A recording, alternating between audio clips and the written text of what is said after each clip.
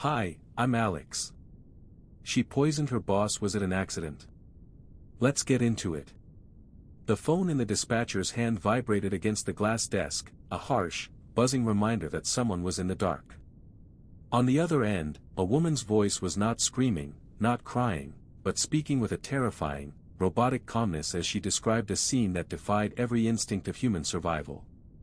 She told the operator that the body of her husband was slumped over the kitchen table, that his skin had turned a shade of blue that looked almost purple in the flickering candlelight, and that the air inside the house smelled sweet, like overripe peaches rotting in the sun. She listed the time, 2:14 a.m. on a rainy Tuesday in November, and she listed the location, a sprawling, isolated estate in the rolling hills of Oakhaven. But the most chilling part was not the body.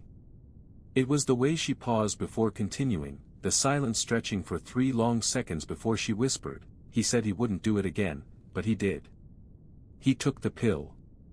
The dispatcher heard the click of the phone being set down, the silence that followed, and then the sound of a floorboard creaking as someone else walked into the room, their footsteps heavy and deliberate. The woman did not scream for help. She simply sat there, staring at the man on the table, waiting for the police to arrive to find what looked exactly like a suicide. But to understand what really happened, we have to go back. Oakhaven was not a place you found on most maps, a quiet, tree-lined community nestled in the valley between the jagged peaks of the Whispering Ridge Mountains. It was a town of old money and old secrets, where everyone knew everyone, or at least knew the reputations of everyone. The air always smelled of pine needles and damp earth, and the streets were lined with Victorian homes that had been restored with painstaking care. In the heart of this community stood the Thorne Estate, a sprawling colonial mansion that seemed to loom over the other properties like a guardian. Inside lived Elias Thorne, a man of 52 who had built a fortune in synthetic pharmaceuticals. Elias was a man of precision, a scientist at heart who treated life like a series of experiments to be optimized. He was known for his cold demeanor, his sharp suit, and his inability to forgive a mistake. But the person who truly held the heart of the Thorne Estate was his wife, Clara. Clara was 28, a former ballet dancer whose grace and beauty had once made her the talk of the local society.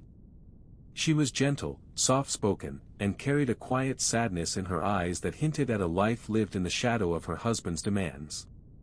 Their marriage was the subject of whispered gossip, union of convenience and control that seemed to be fraying at the edges. Elias was obsessed with order, and he had tried to control every aspect of Clara's life, from her diet to her social circle. Yet, Clara had a secret. She had begun seeing a man named Julian Vane, a local architect who worked on renovations for the town library. Julian was everything Elias was not: warm, unpredictable, and passionate. Their relationship was the spark in a house of cold, calculated silence. Elias knew about Julian, or at least he suspected, but he never confronted Clara. He simply watched, a predator waiting for his prey to make a mistake. Elias had a particular phobia, a medical condition he kept hidden from almost everyone, a severe, allergic reaction to a specific compound found in a common over-the-counter painkiller he had manufactured himself. It was a secret he guarded fiercely, a vulnerability that he would kill to protect. The night of the crime was one of those rare, freezing nights where the wind howled through the valley, rattling the windows of the Thorne Estate. Clara had left the house at 5 p.m. to meet Julian for dinner at a small bistro downtown. They had stayed there until 10:30 p.m., sharing stories and laughter, a stark contrast to the silence of the house she lived in.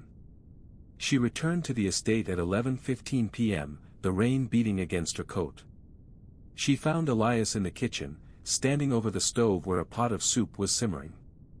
He looked tired, his eyes bloodshot, and he told her he had a headache and needed to take his medication.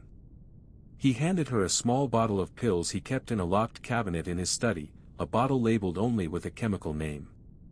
He instructed her to pour him a glass of water and hand him the pill. She did as he asked, watching him swallow the capsule. He walked to the table, sat down, and began to read a document. 10 minutes later, he collapsed. The timeline is precise, the sequence of events documented by the 911 call made by Clara at 2:14 a.m. She had waited 3 hours, sitting in the dark kitchen with the man she loved, watching him fade, listening to the wind outside. She had tried to wake him, but he was unresponsive. The police arrived at 2:45 a.m. They found Elias Thorne slumped over his desk, his skin cold and blue, his body rigid. The medical examiner on the scene noted the distinctive odor of sweet rot, a smell that signaled a specific type of cellular decay. But the detail that struck the investigators immediately was not the smell or the color of the skin. It was the bottle of pills. The label was torn off, and the bottle was empty. The only thing that made the scene suspicious was the presence of a single, unmarked vial on the counter, a vial that looked like it had been used to transfer liquid from the bottle to the water glass. The investigation began in earnest the next morning, but the world was already closing in, and the pieces of the puzzle seemed to fit together too perfectly. The investigation into the death of Elias Thorne moved with the speed of a well-oiled machine, but the initial interviews revealed cracks in the narrative. Clara was the first person to be interviewed, and she was shaking, her hands trembling as she held a cup of tea. She told the detectives that Elias had been under a lot of stress regarding a failing clinical trial and that he had been taking new medication to cope with the pain. She claimed he had asked her to get the pills from his study because he couldn't move his legs. But the detectives noticed something odd. Clara's hands were not just shaking, they were stained with a faint blue residue around her fingernails. When asked about it, she said she had been painting her nails that morning, a lie that the paint she used that day was a clear, glittery shade, not blue. The physical evidence was overwhelming. The empty pill bottle was found in the kitchen trash, but the label had been carefully removed. Forensic analysis of the bottle revealed traces of a specific solvent, one that was often used to strip ink from labels. The vial on the counter tested positive for a compound that matched the chemical structure of the painkiller Elias had manufactured, but in a concentration that was lethal for someone with his specific allergy. The key witness, a neighbor named Martha Gable, testified that she had seen a car leaving the estate around 11:30 p.m., a dark sedan that looked like the one Clara drove. But the detectives found a discrepancy. Martha claimed the car had a distinct scratch on the bumper, a detail she said she had seen clearly in the headlights. When they checked Clara's car, the scratch was there, but it was a fresh scratch, one that had been made that very night, likely during a hurried departure. The suspicion began to lock onto Clara, the wife who had waited 3 hours to call for help, the woman who had access to the pills, the woman who had a motive in the form of a lover and a controlling husband. However, the investigation also looked at a second suspect, a man named Julian Vane. He was the architect, the lover, the man who had been with Clara when Elias was alive. Julian was questioned extensively. He provided an alibi, stating he had been at the library until 10:45 p.m., and he had receipts and witnesses to prove it. He claimed he had nothing to do with the death, but the detectives found a strange detail in his background. Julian had a history of financial trouble, and he had recently been denied a loan by a bank that was owned by Elias Thorne's company. It looked like a motive of financial desperation, a reason to kill the man who held the purse strings. But the evidence against Julian was weak, a dead end that led nowhere. The focus remained on Clara, the wife who had been the last person seen with the victim, the one who had the access, the one who had the opportunity. The case against Clara Thorne was built on a foundation of circumstantial evidence that seemed to point to a premeditated act of murder. The prosecution argued that she had lured her husband to the kitchen, given him the pill, and then waited for him to die, all while knowing the lethal nature of the substance. They pointed to the blue stain on her hands as evidence of her contact with the solvent used to strip the label, suggesting she had prepared the bottle for the crime. They argued that her 3-hour delay was not grief, but a calculated wait to ensure the death was not reversible, to let the evidence of the poison take hold. But the defense presented a compelling narrative of innocence. They argued that Elias had taken the pill himself, that he had stripped the label to hide the bottle from Clara because he knew she would be upset about his dependency. They suggested that the blue stain was a misunderstanding, perhaps from a different source, and that the vial on the counter was part of Elias's own experiments, not a weapon. The turning point of the case came when a digital record was discovered. A week after the funeral, a forensic specialist reviewed Elias's smart home system, a device that had been overlooked in the initial sweep. The system had recorded audio from the kitchen. The playback revealed a conversation between Elias and Clara, but not the one Clara had described.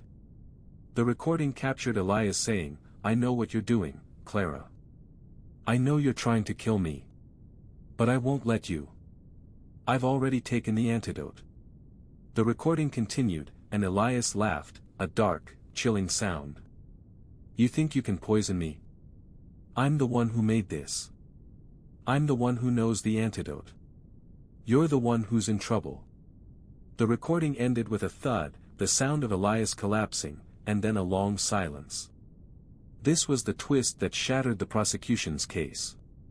The evidence suggested that Elias had taken the pill himself, that he had known he was allergic, and that he had taken the antidote, but the antidote had failed or been tampered with. Or, perhaps more likely, that Elias had staged the whole thing, that he had faked his death to escape his controlling wife and his failing life. The prosecution now had to argue that Elias had been murdered, but the evidence pointed to a man who had known the dangers and had still taken the pill. The case had shifted from a clear-cut murder to a complex web of deception, where the victim might have been the mastermind of his own death. The trial of Clara Thorne was a spectacle that rivaled the most famous cases of the century. The courtroom was packed, the air thick with tension and the hum of whispers. The prosecution painted a picture of a woman who had been driven to murder by a loveless marriage and a desperate need for freedom. They argued that the recording was a fabrication, a trick played by Elias to frame Clara, or that Elias had taken the pill to test the antidote and had died from an unexpected reaction. The defense, however, played the card of uncertainty. They argued that Elias was a man who loved risk, a man who had spent his life pushing boundaries, and that he had taken the pill as a final gamble. They suggested that the blue stain on Clara's hands was from a different source, perhaps a paint she had used for a hobby, and that the vial was part of his own experiments. The judge allowed the recording to be played again, and the courtroom fell silent as Elias's voice echoed through the speakers. The final argument was a masterpiece of legal strategy. The prosecution said that the recording proved Elias knew Clara was planning something, but he had taken the pill anyway, which meant Clara was innocent. The defense said that the recording proved Elias had taken the pill, but he had died, which meant Clara was guilty. The jury deliberated for 3 days. They returned with a verdict of not guilty by reason of insufficient evidence. Clara Thorne was acquitted, but the price was high. She lost her home, her reputation, and her freedom to the public eye. Elias Thorne was dead, and the world was left wondering if he had been a victim or a villain. The community of Oakhaven was divided, some believing Clara was a victim of her husband's manipulation, others believing she was a murderer who had escaped justice. The aftermath was a bitter pill to swallow for everyone involved, a testament to the ambiguity of truth and the complexity of the human heart. So, where do we stand on this case? Was Clara Thorne a victim of her husband's self-destructive nature, a woman who loved a man who was too obsessed with control to let her live? Or was she a cold-blooded killer who used her husband's obsession against him, waiting 3 hours for him to die so she could claim the inheritance and start a new life with her lover? The case for guilt is strong: the blue stain on her hands, the delay in calling 911, the lack of a credible alibi for the time of death, and the fact that she was the only one with access to the poison. The case for innocence is equally compelling: the recording that suggested Elias knew he was taking the pill, the possibility that he staged his own death, and the lack of direct evidence linking Clara to the act of murder. There is no smoking gun, no confession, only a series of events that can be interpreted in 2 very different ways. The evidence is in.